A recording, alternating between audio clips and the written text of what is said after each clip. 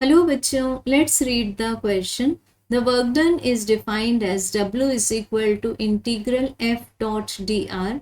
It can be measured as area under the force displacement graph. It is a scalar quantity. The figure shows the variation of force and displacement. Positive work done is during displacement. सो बच्चों यहाँ given है हमें work done dot product के form में as this is integration of force dot displacement. यहाँ force variable है so therefore we have put integration sign. Calculus method से करेंगे और यहाँ बताया है कि वर्क डन को हम दिखाए गए ग्राफ के एरिया फॉर्म से कैलकुलेट कर सकते हैं. अब हमें बताना है कि पॉजिटिव वर्क डन किस डिस्प्लेसमेंट के दौरान होगा. So correct option we have to choose. So यहाँ अगर हम चेक करें so work done is equal to integration F D R cos theta. अब कॉस थीटा एक बाउंडेड फंक्शन है जो कि लाई करता है क्लोज्ड इंटरवल -1 to 1 में. So we can say that work done may be positive or it may be negative or it may be zero. So हमें बताना है इस ग्राफ के लिए कि कब पॉजिटिव वर्क डन किस डिस्प्लेसमेंट के लिए हो रहा है.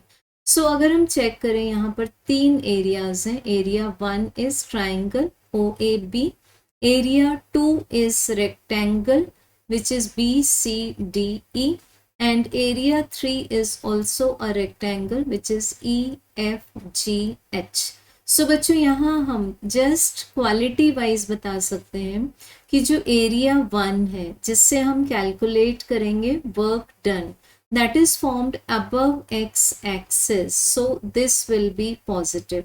अब इसके टाइम पर डिस्प्लेसमेंट हो रहा है. जब W1 की हम बात कर रहे हैं तो displacement is from 0 to 20 metre. Now we will be checking for area number 2.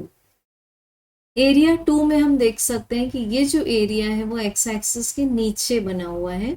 So W2 will be negative और इस दौरान डिस्प्लेसमेंट है 20 metre to 40 metre. Now we will be checking for area number 3.